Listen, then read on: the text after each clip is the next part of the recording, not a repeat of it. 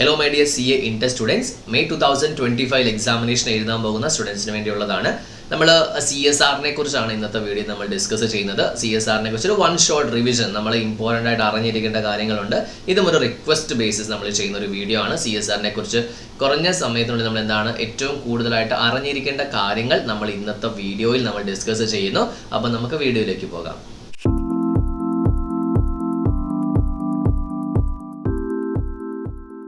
ആദ്യമേ നമ്മൾ നോക്കുന്ന ഒരു കോൺസെപ്റ്റ്, നമ്മൾ ഈ വേർഡിനെ നമ്മളൊന്ന് ഡീകോഡ് ചെയ്യുകയാണ്. The word CSR. CSR എന്ന് പറയുമ്പോൾ ഇറ്റ് ഈസ് കോർപ്പറേറ്റ്. അപ്പോൾ ഈ കോർപ്പറേറ്റ് എന്ന് പറയുമ്പോൾ വിച്ച് കോർപ്പറേറ്റ്, അതാണ് ആദ്യത്തെ ചോദ്യം. അതായത് ആരൊക്കെ ഇതിൽ പെടും, ആരൊക്കെ പെടില്ല. Okay, corporate, social. ആരാണ് സോഷ്യൽ? അതായത് ആരൊക്കെ വരും, ആരൊക്കെ വരില്ല. അതായത് ഇപ്പോൾ ഒരു കമ്പനി തൻ്റെ എംപ്ലോയീസിന് കൊടുത്താൽ സോഷ്യലിൽ വരുമോ? റെസ്പോൺസിബിലിറ്റി ചെയ്യണോ വേണ്ടിയോ, ചെയ്തില്ലെങ്കിൽ എന്തെങ്കിലും പണിഷ്മെൻ്റ് ഉണ്ടോ? അപ്പോൾ ഇങ്ങനെയാണ് നമ്മൾ ഇതിൽ നിന്ന് ഡീകോഡ് ചെയ്യുന്നത്. നമ്മുടെ ഇന്നത്തെ ഈ ഒരു വീഡിയോയുടെ ഒരു കോൺസെപ്റ്റ് എന്ന് പറയുന്നത്, ഫസ്റ്റ് ഏതൊക്കെ കോർപ്പറേറ്റ്സ് ചെയ്യണം, ഏതൊക്കെ കോർപ്പറേറ്റ്സ് ചെയ്യണം, ആർക്കൊക്കെ ഇത് ബാധകമാകും എന്നൊരു കോൺസെപ്റ്റ് ഉണ്ട്.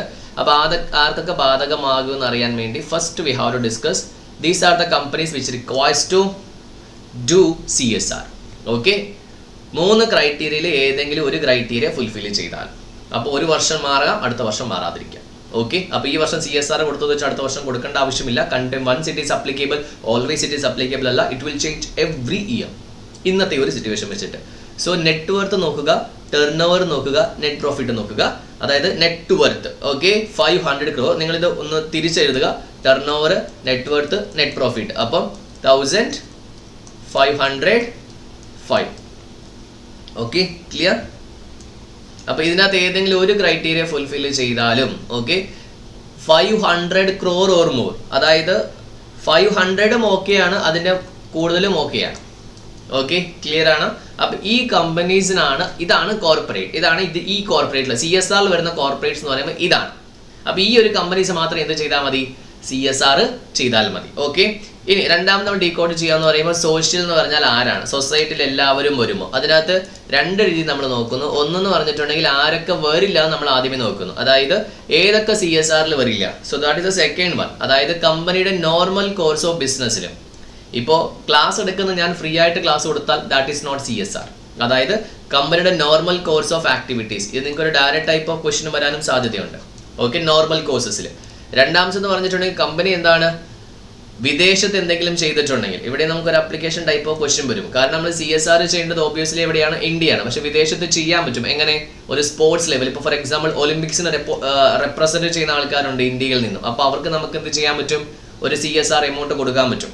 Okay, clear? നെക്സ്റ്റ്, പൊളിറ്റിക്കൽ പാർട്ടികൾ കൊടുത്താൽ വരുമോ? ഇല്ല, ഉറപ്പായിട്ടും CSRൽ വരില്ല. നെക്സ്റ്റ്, എംപ്ലോയീസിന് ആൾറെഡി കൊടുക്കേണ്ട എന്തെങ്കിലും ബെനിഫിറ്റ്സ് കൊടുത്താൽ വരില്ല. ഫാക്ടറീസ് ആക്ടിൽ നമ്മൾ പഠിക്കുന്ന കോൺസെപ്റ്റ് ഉണ്ട്.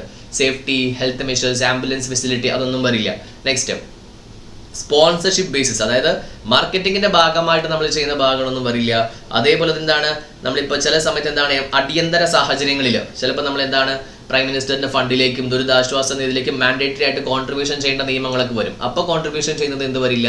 CSRലേക്ക് വരില്ല. അപ്പോൾ ഇതെല്ലാം വരില്ല. ഇനി എന്ത് വരും? അപ്പോൾ ഇത് കണ്ട് നോക്കുന്നത്. അപ്പോൾ നമ്മുടെ സോഷ്യൽ എന്നൊരു കോൺസെപ്റ്റ് നമുക്ക് ഡീകോഡ് ചെയ്യാൻ പറ്റും. ഒന്ന് ഞാൻ സ്ക്രോൾ ചെയ്യുന്നു. ഓക്കെ, അതിനുശേഷം അതിൻ്റെ അടിയിലുള്ള കോൺസെപ്റ്റ് നമുക്ക് അകത്തുള്ള കോൺസെപ്റ്റ് പഠിക്കാം. ഇതിൻ്റെ സബ് ഡിവിഷൻ എന്ന് പറയുന്നത്. അപ്പോൾ ഏതൊക്കെയാണ് CSR എക്സ്പെൻഡിച്ചറിലേക്ക് വരിക എന്ന് പറയുന്നത് അത്യാവശ്യം വലിയൊരു കോൺസെപ്റ്റാണ്. ഏതൊക്കെ CSRലേക്ക് വരും? ഓക്കെ, നമുക്ക് നോക്കാം. ദിസ് വൺ, ഇതൊക്കെ CSRലേക്ക് വരും. ഒന്നെന്ന് പറയുന്നത് eradicating of hunger concept, poverty, malnutrition, promotion of education and education related. ഇതെല്ലാം എന്താണ്? ഹെൽത്ത് എന്നൊരു കോൺസെപ്റ്റ്. ഇതെല്ലാം എഡ്യൂക്കേഷനാണ് മെയിനായിട്ട്, എഡ്യൂക്കേഷൻ ആൻഡ് റിലേറ്റഡ് ഒബ്ജക്റ്റ്. ഇത് ജെൻഡർ ഈക്വാലിറ്റി, അവയർനെസ് ക്യാമ്പയിൻസും കാര്യങ്ങളൊക്കെ എല്ലാം ഇങ്ങനെ പഠിക്കേണ്ട ആവശ്യമില്ല, ഓർത്ത് വെക്കുക. നെക്സ്റ്റ്, എൻവയറമെൻ്റ് ആണ് അടുത്തത് മെയിൻ ഹെഡിങ് എന്ന് പറയുന്നത്. നെക്സ്റ്റ്, ഇത് രാജ്യസ്നേഹത്തെ സംബന്ധിച്ച്. അതിനുശേഷം ഇതും എന്താണ്? രാജ്യസ്നേഹത്തെ സംബന്ധിച്ച് കുറച്ച് ഡിപ്പാർട്ട്മെൻറ്റ് ബേസിസിലാണ്. ഇത് ഫുള്ളി സ്പോർട്സ് സംബന്ധമായിട്ടുള്ള സംഭവങ്ങൾ. നെക്സ്റ്റ്, ഇത് ഗവൺമെൻറ്റിന് ചില ഫണ്ടുകൾ സംബന്ധമായിട്ടുള്ളത്. സോഷ്യലി എക്കണോമിക്കലി ബാക്ക്വേർഡ് പീപ്പിൾ, ഇത് ഫുൾ പീപ്പിൾസിൻ്റെ ആണ്. ഓക്കെ, അതിനുശേഷം ഇതെല്ലാം എന്താണ്? ബിസിനസ് ഡെവലപ്മെൻറ്റ് സംബന്ധമായിട്ടുള്ള കാര്യങ്ങളാണ് ഇതെല്ലാം. അതിനുശേഷം rural development project, slum area, അങ്ങനെ സെപ്പറേറ്റ് ഡിസാസ്റ്റർ മാനേജ്മെൻറ്റ്. ഇപ്പോൾ ഇങ്ങനെ നിങ്ങൾ ചെയ്യുമ്പോൾ പ്രത്യേകത എന്ന് പറയുമ്പോൾ നമുക്ക് ഇതെല്ലാം ഓർത്ത് വെക്കേണ്ട ആവശ്യം നമുക്ക് വരില്ല. നമുക്ക് സ്വന്തമായിട്ട് റിലേറ്റഡ് ആയിട്ടുള്ള കുറച്ച് കാര്യങ്ങൾ എഴുതാൻ പറ്റും. ഇപ്പോൾ ഹെൽത്ത് ആണെങ്കിൽ ഹെൽത്ത് റിലേറ്റഡ്, പ്രൊമോഷൻ മാൽ ന്യൂട്രീഷൻ തന്നെ എഴുതാൻ പറ്റും, എഡ്യൂക്കേഷൻ റിലേറ്റഡ്. അപ്പോൾ ഈ സൈഡ് പോയിന്റ് എഴുതുന്നതിലൂടെ നമുക്ക് എന്ത് ചെയ്യാൻ പറ്റും, ഈസി ആയിട്ട് നമുക്ക് ഈ സംഭവങ്ങളൊക്കെ നമുക്കൊന്ന് ഓർത്തിരിക്കാൻ പറ്റും. അപ്പോൾ അതിനുവേണ്ടി നിങ്ങളൊന്ന് ശ്രമിക്കുക. So that is very important. Okay, അപ്പോൾ നമ്മൾ ഇനി റെസ്പോൺസിബിലിറ്റി എന്നൊരു സംഭവമാണ്. എത്ര പെർസെൻറ്റേജ് ആണ് റെസ്പോൺസിബിലിറ്റി വരിക, എത്രമാത്രം ഇവർ ചിലവഴിക്കണം, അതിനെക്കുറിച്ച് നമ്മൾ നോക്കുന്നു. എത്ര പെർസെൻറ്റേജ് ഇവർ ചിലവാക്കേണ്ട പെർസെൻറ്റേജ് എന്ന് പറയുന്നത് 2%. ആവറേജ് കഴിഞ്ഞ ഫൈനാൻഷ്യൽ ഇയറിൻ്റെ ആവറേജ് എന്താണ്, അറ്റ്ലീസ്റ്റ് ആണ് കേട്ടോ. അറ്റ് 2% ചുമ്മാ എഴുതിയാൽ, മോർ ദാൻ എഴുതിയാലും, മിനിമം എന്ന് എഴുതിയാൽ ശരിയാണ്. പക്ഷേ അറ്റ്ലീസ്റ്റ് നിങ്ങൾ വിട്ടിട്ടാണ് എഴുതുന്നതെങ്കിൽ 2% മാത്രം സ്പെൻഡ് ചെയ്താൽ മതി എന്നാകും. പക്ഷെ അങ്ങനെയല്ല, മിനിമം നിങ്ങൾ 2% ചെയ്യണം. മാക്സിമം നിങ്ങൾക്ക് എന്താണ് എത്ര വേണമെങ്കിലും ചെയ്യാം, 100% ചെയ്യാം. കാരണം എന്താണ്, ഇവിടെ കൺസെൻറ്റ് കാര്യങ്ങളൊന്നും തന്നെയല്ല, മാൻഡേറ്റിൽ നിങ്ങൾ ചെയ്തേ പറ്റൂ. ഷെയർ ഹോൾഡേഴ്സ് സമ്മതിച്ചാൽ ചെയ്തേ പറ്റൂ, അങ്ങനത്തെ കോൺസെപ്റ്റ് അല്ല. This is N obligation, like tax payment പോലെ തന്നെ വരുന്നുണ്ട്. ഓക്കെ, മുന്നോട്ടൊക്കെ കുറച്ചുകൂടെ കമ്പൽസറി ആയിട്ട് വരും. അപ്പോൾ ഇവിടെ 2% of what, average net profit of the 3 immediately preceding financial year. അപ്പോൾ ചോദ്യം വരുന്നത്, if there is no 3, you can just mark it for 2, 1. എത്ര വർഷത്തോളം ചെയ്യാൻ പറ്റും, പക്ഷേ ക്രൈറ്റീരിയ ബീച്ച് ചെയ്താൽ. ഏത് ആദ്യത്തെ net profit, net worth, turn over criteria beach ചെയ്താൽ മാത്രം ചെയ്താൽ മതി. ഓക്കെ, ഇത്രയും ചെയ്യണം. ഒരു പക്ഷേ ചെയ്തില്ലെങ്കിൽ you have to just mention the reason. Okay, ഇത്രയാണ് നമ്മൾ CSR ഡിക്കോഡിങ്ങിലേക്ക് നമ്മൾ വരുന്നത്. ഇനി നമ്മൾ ഇതിൻ്റെ അകത്തുള്ള വേറെ കുറച്ച് കാര്യങ്ങളെക്കുറിച്ച് നമ്മൾ ജസ്റ്റ് ഒന്ന് പറയുന്നു, ഏതൊക്കെ കാര്യം ഇമ്പോർട്ടൻ്റ് ആണ്. ഇത് ഫസ്റ്റ് നമ്മൾ നോക്കിയത്, ഫസ്റ്റ് വായിക്കുന്ന സമയത്ത് നമുക്ക് ഇവിടെ ഒന്നും ഇമ്പോർട്ടൻ്റ് ആയിട്ട് വരില്ല.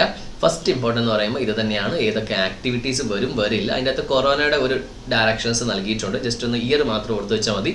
ഇപ്പോൾ ഇത് അപ്ലിക്കബിൾ ആയിരിക്കില്ല. ഓക്കെ, ഇത് ഒരെണ്ണമാണ്. അതിനുശേഷം CSR പോളിസി എന്ന് നോക്കേണ്ട ആവശ്യമില്ല. അഡ്മിനിസ്ട്രേറ്റീവ് ഓവർ ഡയറക്റ്റ് ആയിട്ട് നമ്മൾ വരുന്നത് what is meaning of net profit ആണ്. കാരണം കാൽക്കുലേഷൻ നമുക്ക് ചോദിക്കാൻ സാധ്യതയുണ്ട്. കാരണം നിങ്ങൾ അക്കൗണ്ട്സ് പഠിക്കുന്ന ഒരാളായതുകൊണ്ട് തന്നെ നെറ്റ് പ്രോഫിറ്റ് കാൽക്കുലേഷനിൽ കുറച്ച് എമൗണ്ട് നമ്മൾ ചേർക്കില്ല. ഒന്നെന്ന് പറഞ്ഞിട്ടുണ്ടെങ്കിൽ any profit arising from any overseas branch or branches of the company. Okay, അത് സെപ്പറേറ്റ്ലി എനി ഓവർസീസ് ബ്രാഞ്ച് എന്ന് പറയുമ്പോൾ എന്താണ്, ഫോറിനിൽ നിന്നും നിങ്ങൾക്ക് വന്ന ബ്രാഞ്ചിൽ നിന്ന് വന്ന പൈസ നെറ്റ് പ്രോഫിറ്റിൽ ചേർക്കില്ല. അത് എക്സ്ക്ലൂഡ് ആയിട്ട് നെറ്റ് പ്രോഫിറ്റ് 5% എന്ന സംഭവം നിങ്ങൾക്ക് മതി ഈ പറഞ്ഞ കാൽക്കുലേഷൻ ചെയ്യാൻ വേണ്ടി. അതേപോലെ തന്നെ ഇന്ത്യൻ കമ്പനിയിൽ നിന്നും അതർ കമ്പനീസ്, ഇപ്പോൾ ഫോർ എക്സാമ്പിൾ ഒരു റിലയൻസ് എന്നൊരു കമ്പനി ഒരു ടാറ്റ എന്നൊരു കമ്പനിയിൽ നിക്ഷേപിച്ചു. അപ്പോൾ ടാറ്റ എന്താണ് ആ റിലയൻസിന് ഡിവിഡൻഡ് കൊടുക്കുമ്പോൾ ആ ഡിവിഡൻഡിൻ്റെ എമൗണ്ട് നിങ്ങൾ മൈനസ് ചെയ്യണം. പക്ഷെ ഒരു കാര്യമുണ്ട്, ടാറ്റയും ആൾറെഡി CSR ചെയ്യുന്നുണ്ടെങ്കിൽ മാത്രമേ നമ്മളത് മൈനസ് ചെയ്യത്തുള്ളൂ. അപ്പോൾ ആ ഒരു കാര്യം ജസ്റ്റ് നോട്ട് ചെയ്ത് വെച്ചാൽ, ടാറ്റ അത് ഫോളോ ചെയ്യുന്നില്ല എന്നുണ്ടെങ്കിൽ എന്താണ്, ഉറപ്പായിട്ട് നിങ്ങൾ നെറ്റ് പ്രോഫിറ്റിൽ ആഡ് ചെയ്യണം. ഇത്ര മാത്രമേ ഉള്ളൂ. അവിടെയും CSR കൊടുത്തു, എന്നിട്ട് പിന്നെയും ഇവിടെയും, കാരണം അവരുടെ ഡിവിഡൻഡ് അവിടെ ആഡ് ചെയ്യും. അവിടെ ഡിവിഡൻഡും പ്രോഫിറ്റ് തന്നെയാണ്. അതിനുശേഷം CSR ചെയ്യും. പിന്നെ അത് ഇവിടെ വന്നിട്ട് ഡബിൾ CSR കൊടുക്കേണ്ട എന്നതുകൊണ്ടാണ് ആ ഒരു നെറ്റ് പ്രോഫിറ്റ് നമ്മളത് അവോയ്ഡ് ചെയ്യുന്നത്. അപ്പോൾ ആ ഒരു കാര്യം നിങ്ങൾക്ക് ചെറുതായിട്ട് ക്ലിയർ ആയെന്ന് വിശ്വസിക്കുന്നു. അതിനുശേഷം നമുക്ക് പറയുന്നത് പ്രൊജക്റ്റ് ആണ്. ഈ പ്രൊജക്റ്റ് എന്ന് ഇപ്പം നമുക്ക് പറഞ്ഞാൽ എന്താണ്, അത് ഒരുപാട് ക്ലിയർ ആകില്ല. ഓക്കെ, നമ്മളിപ്പോൾ ആദ്യമായിട്ട് പഠിച്ചുകൊണ്ട് പോകുന്ന സമയം നമുക്കത് ക്ലിയർ ആകില്ല. അപ്പോൾ കൺസെപ്റ്റ് മനസ്സിലായവർക്ക് മാത്രമേ എന്താണ് അത് ക്ലിയർ ആവുകയുള്ളൂ. കാരണം നമ്മൾ എന്താണ് ഈ പ്രൊജക്റ്റ് സെലക്ട് ചെയ്യുന്ന സമയത്ത് 1 വർഷം കൊണ്ട് കംപ്ലീറ്റ് ആകുന്ന പ്രൊജക്റ്റ് ഉണ്ട്, മൾട്ടി ഇയർ പ്രൊജക്റ്റ് ഉണ്ട്. അപ്പോൾ ഈ മൾട്ടി ഇയർ പ്രൊജക്റ്റിൻ്റെ സമയത്ത് പറയുമ്പോൾ ഇതുണ്ടോ, a multi year project undertaken by the company have time lines not exceeding 3 years. എത്ര മൾട്ടി, ഇപ്പോൾ ഫോർ എക്സാമ്പിൾ 10 yearsൻ്റെ പ്രൊജക്റ്റ് ആണെങ്കിൽ നമ്മൾ അതിനെ മൾട്ടി ഇയർ 3 years വരെ ആക്കുകയുള്ളൂ. അതായത് 1 + 3 years. CSR തുടങ്ങി വന്ന് പിന്നെ ഒരു 3 വർഷത്തോടെ നിങ്ങൾക്ക് എന്ത് ചെയ്യാൻ പറ്റും, ഒരേ പ്രൊജക്റ്റ് കണ്ടിന്യൂ ചെയ്യാൻ പറ്റും. അതിനകത്ത് ഒരു കാര്യം കൂടെയുണ്ട്, നിങ്ങൾ തുടങ്ങുമ്പോഴേ മൾട്ടി ഇയർ തുടങ്ങിയത് മൾട്ടി ഇയർ തന്നെയാണ്. നിങ്ങൾ ആദ്യമേ തുടങ്ങുന്ന സമയത്ത് സിംഗിൾ ഇയറിൽ 1 yearൽ കംപ്ലീറ്റ് ആകും എന്ന് പറഞ്ഞ് തുടങ്ങിയിട്ട് തീരാതെ വരുമ്പോഴും അതും എന്തായിട്ട് മാറും, മൾട്ടി ഇയർ ആയിട്ട് കൺവേർഷൻ ആകും. അത് നമുക്ക് മുന്നോട്ട് നമ്മൾ പഠിക്കും, എന്താണ് ഇമ്പോർട്ടൻ്റ് ആയിട്ട് വരുന്നൊരു സംഭവം തന്നെയാണ്. Next, companies required. അപ്പോൾ ഇവിടെ ഹെഡിങ് പറയുന്നത് ഇങ്ങനെയാണ്, companies required to constitute a CSR committee. അപ്പോൾ ഈ CSR കമ്മിറ്റി നമ്മൾ നോർമലി ചെയ്യുന്നത് CSR അപ്ലിക്കബിൾ ആകുന്ന കമ്പനീസ് മാത്രമാണ്. അപ്പോൾ അങ്ങനെയാണ് ഹെഡിങ് ഡിറൈവ് ചെയ്തിരിക്കുന്നത്. അപ്പോൾ CSR കമ്മിറ്റി എന്ന് പറയുന്നത് വളരെ ഇമ്പോർട്ടൻ്റ് ആയ ഒരു സംഭവമാണ്. ഈ കമ്മിറ്റി എന്ന് പറയുമ്പോൾ ഒരു കാര്യം ഓർത്ത് വെക്കുക, this is not from external members, they are the directors itself. ഡയറക്ടേഴ്സിൽ നിന്നും ഒരു അസോസിയേഷൻ സെലക്ട് ചെയ്തിട്ട് നമ്മൾ CSR കമ്മിറ്റിയിലേക്ക് എന്താണ് അവരെ ആഡ് ചെയ്യുന്നൊരു കോൺസെപ്റ്റാണ് CSR കമ്മിറ്റിയിലേക്ക് വരുന്നത്. അപ്പോൾ which companies are required to constitute ആ CSR കമ്മിറ്റി. Okay, clear. അപ്പോൾ ഇവിടെ ഏത് കമ്മിറ്റീസ് ക്രിയേറ്റ് ചെയ്യണം, അതുകൊണ്ട് ഡിസ്കസ് ചെയ്തിട്ടുണ്ട്. അപ്പോൾ 2 രീതിയിൽ വന്നാലും സെയിം തന്നെയാണ്. പിന്നെ ഒരു കാര്യം ഓർത്ത് വെക്കുക, ഇത് നമ്മൾ എല്ലാം പഠിച്ചു കഴിയുമ്പോൾ ഇത് ക്ലിയർ ആവുമല്ലോ. കാരണം ഈ CSRന്റെ പ്രത്യേകത എന്ന് പറയുമ്പോൾ അറേഞ്ച്മെന്റിൽ കുറച്ച് അങ്ങോട്ടും ഇങ്ങോട്ടും വ്യത്യാസമുണ്ട്. അപ്പോൾ നമ്മൾ അതിനെ പ്രോപ്പറായിട്ട് നമ്മളൊന്ന് മനസ്സിൽ അറേഞ്ച് ചെയ്താലേ നമുക്കത് മനസ്സിലാവുകയുള്ളൂ.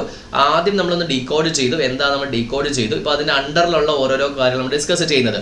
CSR കോർപ്പറേറ്റ് അപ്ലിക്കബിൾ ആകുന്നു, അതെങ്ങനെ ചെയ്യുന്നു, അതിന്റെ സബ് പോയിന്റ്സ് ആണ് ഡിസ്കസ് ചെയ്തുകൊണ്ടിരിക്കുന്നത്. ഓക്കെ, അപ്പോൾ ഇവിടെ അൺസ്പെൻഡ് കോർപ്പറേറ്റ് റെസ്പോൺസിബിലിറ്റി അക്കൗണ്ട് എന്ന് പറഞ്ഞിട്ടുണ്ടെങ്കിൽ ഇപ്പോൾ കമ്പനി എന്താണ് ഒരു CSRലേക്ക് സ്പെൻഡ് ചെയ്യാൻ പോയിട്ട് ബാലൻസ് ഉള്ളത് നമ്മൾ എന്താണ് വേറൊരു അക്കൗണ്ടിലേക്ക് നമ്മൾ ട്രാൻസ്ഫർ ചെയ്യണം. That is called as unspent CSR account എന്ന് പറയുന്നത്. ഓക്കെ, ഫ്യൂച്ചറിലേക്ക് നമ്മൾ എന്താണ് അതിനെ യൂസ് ചെയ്യാൻ വേണ്ടിയാണ്. അപ്പോൾ CSRന്റെ എമൗണ്ട് പെൻഡിങ് ഉണ്ടെങ്കിൽ ഈവൻ ദോ നെക്സ്റ്റ് ഇയർ നിങ്ങൾക്ക് CSR അപ്ലിക്കബിൾ അല്ലെങ്കിലും നിങ്ങൾ CSR കമ്മിറ്റി കോൺസ്റ്റിറ്റ്യൂട്ട് ചെയ്യണം. ഓക്കെ, സിമ്പിൾ കോൺസെപ്റ്റ് ആണ്.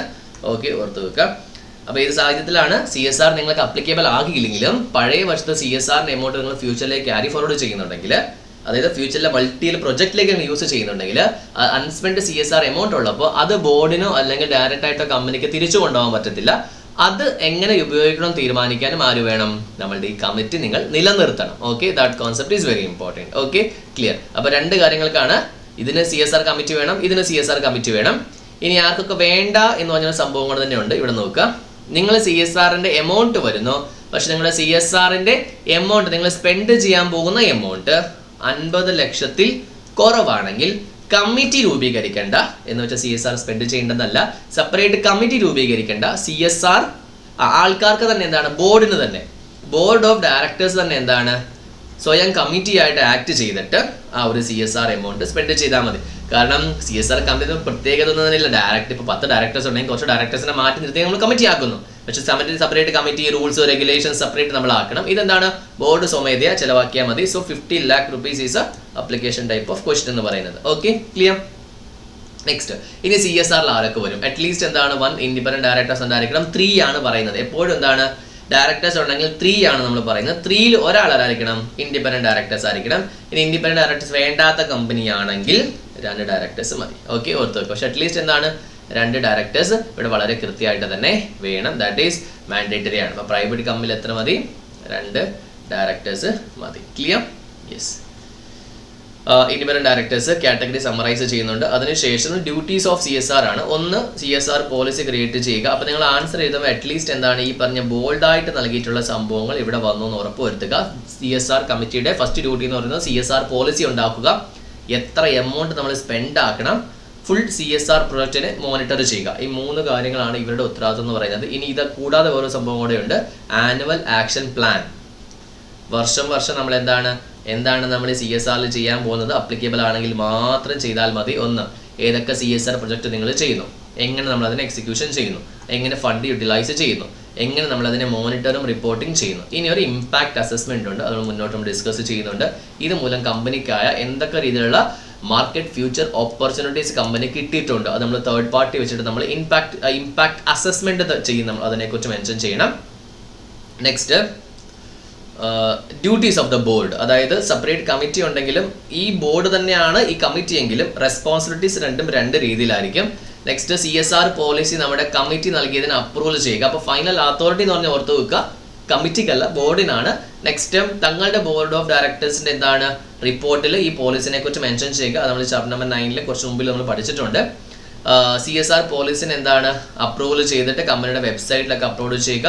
അതിനുശേഷം ഓർത്ത് വെക്കുക, നിങ്ങൾ അണ്ടർടേക്ക് ചെയ്ത പോളിസീസ് എല്ലാം നിങ്ങൾ CSR കാര്യങ്ങളെല്ലാം നിങ്ങൾ നടപ്പിലാക്കിയിട്ടുണ്ട്, ഇംപ്ലിമെന്റഡ് ആണെന്നും കൂടെ ഒന്ന് ഉറപ്പ് വരുത്തേണ്ട ഉത്തരവാദിത്തം ബോർഡിനുണ്ട്. അപ്പോൾ ഇതാണ് ഇതിന്റെ മെയിൻ ഏരിയ എന്ന് പറയുന്നത്. കോൺസെപ്റ്റ് ഇവിടെ ഓർത്ത് വെക്കുക. CSR എപ്പോഴും സ്പെൻഡ് ചെയ്യുമ്പോൾ തൻ്റെ ചുറ്റുപാട് ആദ്യമേ നോക്കുക.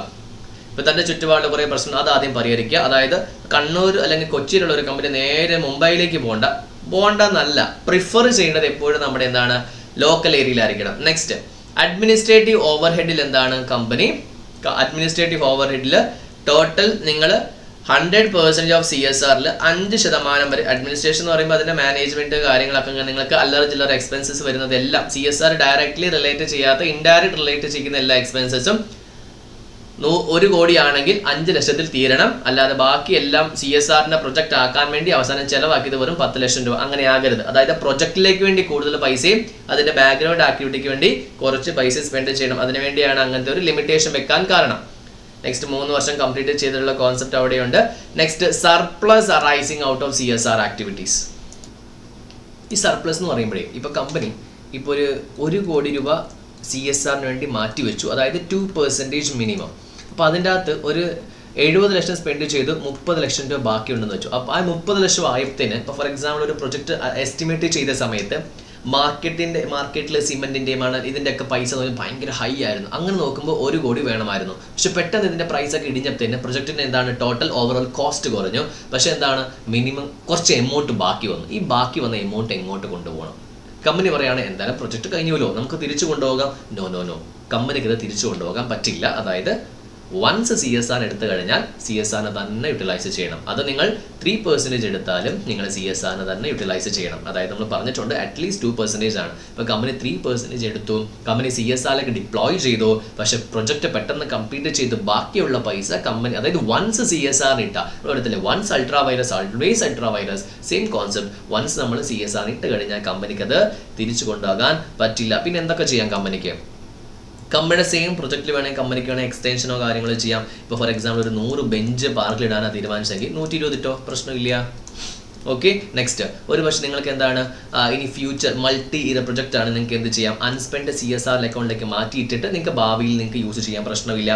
ഇനി ഇത് പറ്റത്തില്ലേ, പ്രൊജക്റ്റ് കംപ്ലീറ്റ് ചെയ്തോ, നിങ്ങൾ എന്ത് ചെയ്യുക, ഫൈനാൻഷ്യൽ ഇയർ കംപ്ലീറ്റ് ആയ, അതായത് ആ CSR സ്പെൻഡ് ചെയ്ത ഫൈനാൻഷ്യൽ ഇയർ ഉണ്ടോ അത് കംപ്ലീറ്റ് ചെയ്ത 6 മാസത്തിനുള്ളിൽ ഗവൺമെന്റിന്റെ കൺസോളിഡേറ്റഡ് ഫണ്ട് ഉണ്ട്, അങ്ങോട്ടേക്ക് ട്രാൻസ്ഫർ ചെയ്യുക, പ്രശ്നമില്ല. എന്തായാലും തിരിച്ചു വീട്ടിൽ കൊണ്ടുപോകരുത്. Okay, clear. നെക്സ്റ്റ് പറയുന്നത് കമ്പനി സ്പെൻഡ് ചെയ്യേണ്ട 2%-നേക്കാളും അധികം സ്പെൻഡ് ചെയ്ത, ഫോർ എക്സാമ്പിൾ കമ്പനി ഇപ്പോൾ 4% സ്പെൻഡ് ചെയ്തു. അപ്പോൾ അടുത്ത വർഷവും കമ്പനിക്ക് CSR വരുവാന്ന് വെച്ചോ. അതായത് കമ്പനി ഫസ്റ്റ് ഇയറിൽ 2% സ്പെൻഡ് ചെയ്യുന്നതിന് പകരം 4% സ്പെൻഡ് ചെയ്തു. സെക്കൻഡ് ഇയറിൽ എത്ര സ്പെൻഡ് ചെയ്യണം?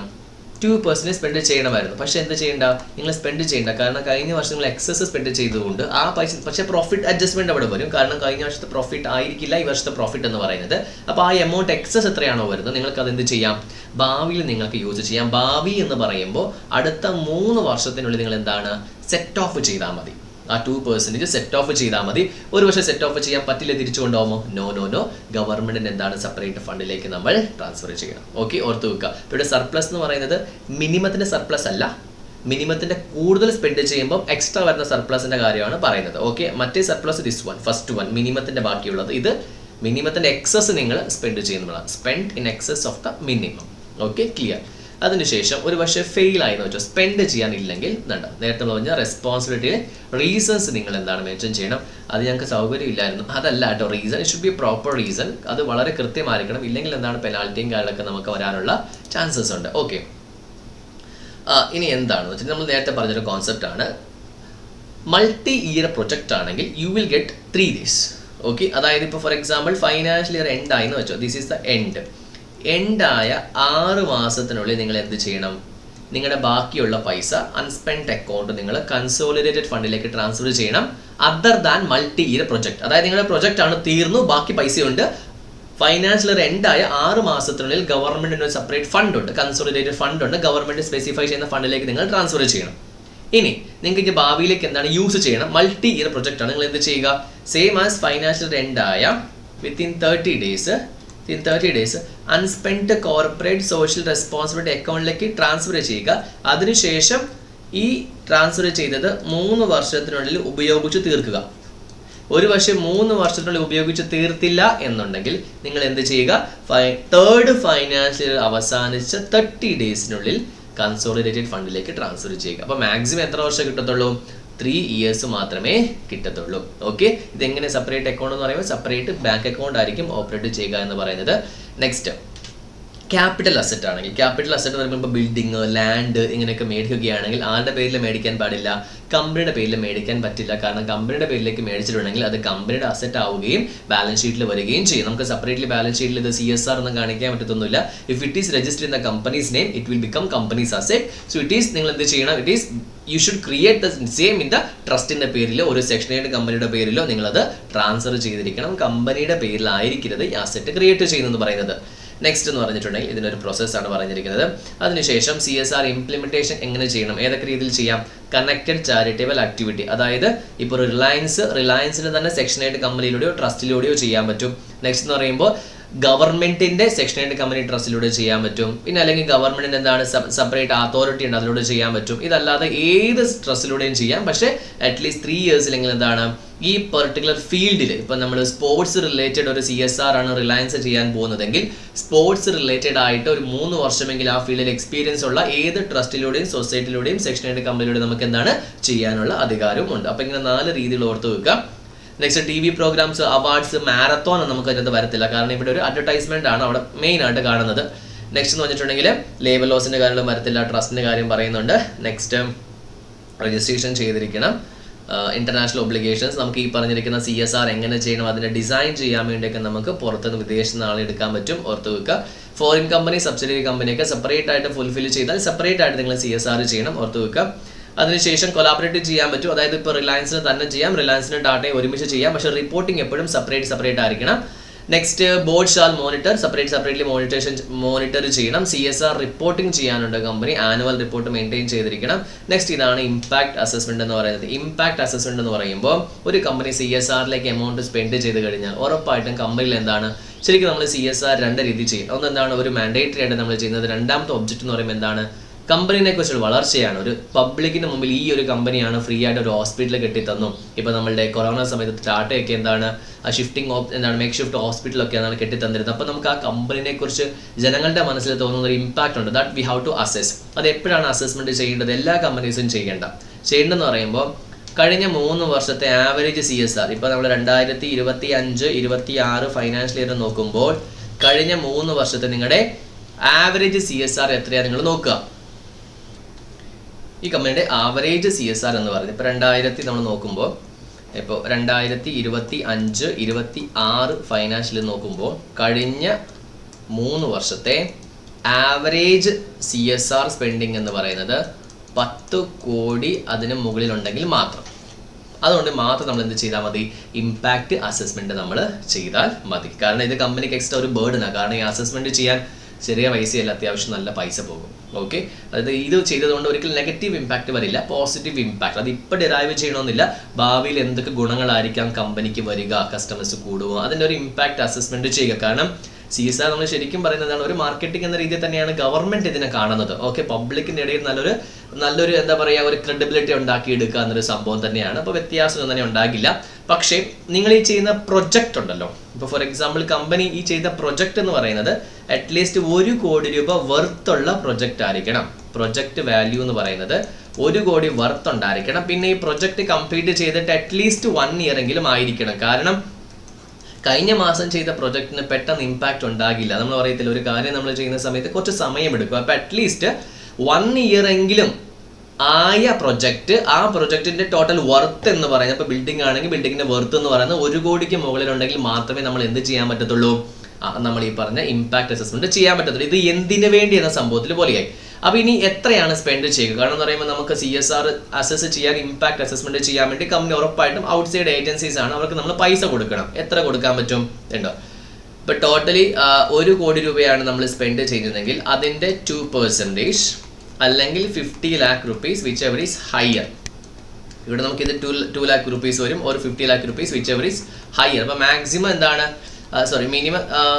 മിനിമം നമ്മളൊരു 50 lakh rupees ഒക്കെ എന്താണ് നമ്മൾ കൊടുക്കേണ്ടി വരും. മിനിമം 50 lakh rupees നമ്മൾ ഇമ്പാക്ട് അസസ്മെന്റിന് വേണ്ടി സ്പെൻഡ് ചെയ്യേണ്ടി വരും. ഇത് പെനാൽറ്റിയാണ്. കമ്പനി പൈസ മാറ്റി വെച്ചിട്ട് യൂസ് ചെയ്തിട്ടില്ലെങ്കിൽ എന്തൊക്കെയാണെന്ന് പറയുന്നുണ്ട്. ട്വൈസ് അത്യാവശ്യം നല്ല രീതിയിൽ പെനാൽറ്റി വരും. സ്പെൻഡ് ചെയ്തില്ലെങ്കിൽ പ്രശ്നമില്ല, സ്പെൻഡ് ചെയ്യാമെന്ന് പറഞ്ഞിട്ട് മാറ്റി വെച്ചാലാണ് പ്രശ്നം വരിക.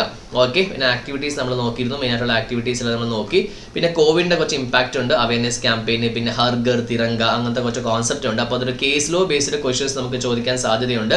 അപ്പോൾ എന്തായാലും ഓവറോൾ നമുക്ക് എന്താണ് ഈ ഒരു പ്രൊജക്റ്റ് അല്ലെങ്കിൽ ഈ ഒരു CSR എന്ന് പറയുന്നത് നമ്മളൊരു 25 മിനിറ്റ്സിൽ എന്താണ് നമ്മൾ എൻറ്റയർ CSR നമ്മൾ കംപ്ലീറ്റ് ചെയ്തു. അപ്പോൾ നിങ്ങൾക്ക് എന്തെങ്കിലും ഡൗട്ടോ ക്ലാരിഫിക്കേഷൻ നിങ്ങൾക്ക് ചോദിക്കാൻ പറ്റും. എനിക്കറിയാം നല്ല സ്പീഡിലാണ് ഞാൻ പോയിരിക്കുന്നത്.